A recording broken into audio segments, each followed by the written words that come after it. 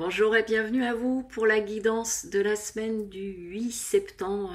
J'en profite pour souhaiter la bienvenue à toutes les personnes qui ont rejoint le compte YouTube et le compte Instagram récemment. Donc vous êtes de plus en plus nombreux, je suis ravie. Et sans plus attendre, donc nous allons voir les énergies de la semaine du 8 septembre. Avec, moi je ressens un côté un peu speed là. Que ce soit en préparant, en battant les cartes, et puis j'ai entendu le mot sur les chapeaux de roue, et en même temps après, quand je finissais de me préparer, j'avais l'énergie de Marie qui arrivait, qui est beaucoup de douceur, beaucoup d'arrondi, et donc c'est comme si ça allait être une semaine pour négocier un petit peu entre ce côté et justement masculin, féminin, voilà ce que j'entends, donc un côté à l'action et en même temps sans oublier cette douceur. Ok, allez, encore deux cartes. J'ai pris l'oracle de Gaïa, parce que ce matin, c'est celui-ci qu'on m'a montré. Donc j'ai pris l'oracle de Gaïa, et non la triade pour cette semaine. Ok, allez, c'est parti. On y va.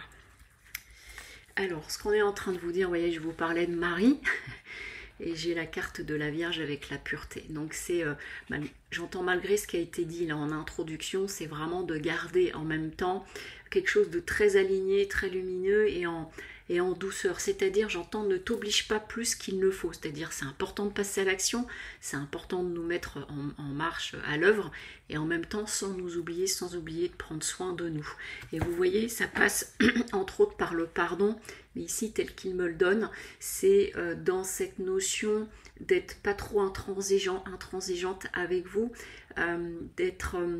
d'éviter d'être dans ce côté je dois faire plus, aller plus haut, donc je fais ma part, je fais ce que je peux, je fais de mon mieux, mais sans être dans ce côté à se flageller si jamais c'est pas autant que j'aurais imaginé. Ensuite, avec la carte du druide, ici, le secret, alors ce qu'on est en train de dire, ça passe un petit peu sur un autre plan là, c'est que cette semaine, vous pourriez apprendre quelque chose. Donc, soit une nouvelle, une information par rapport à une personne, une situation, au travail ou dans la vie personnelle. En tout cas, ici, il est question de quelque chose qui se fait jour. Ça peut être aussi que en faisant l'expérience d'être dans l'action, mais tout en étant doux ou douce avec vous, ça révèle quelque chose de nouveau à vous et en vous et ça vous permet de vous rendre compte que c'est possible aussi.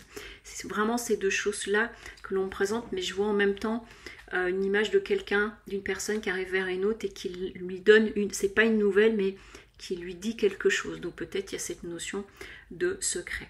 Toujours est-il que cette semaine, elle est karmique, donc c'est une semaine quoi que vous viviez, entre guillemets, vous devez en passer par là, c'est-à-dire elle fait partie du chemin et c'est comme si cette notion, vous voyez, d'être à la fois dans l'action tout en étant doux avec soi, c'est une expérience à faire, c'est karmique, ça va révéler et réveiller quelque chose en toi. Et ça pourra passer sur la fin de la semaine, c'est plus comme ça que je le ressens, sur cette fin de semaine, un besoin peut-être à un moment donné de vous isoler, de vous mettre au calme.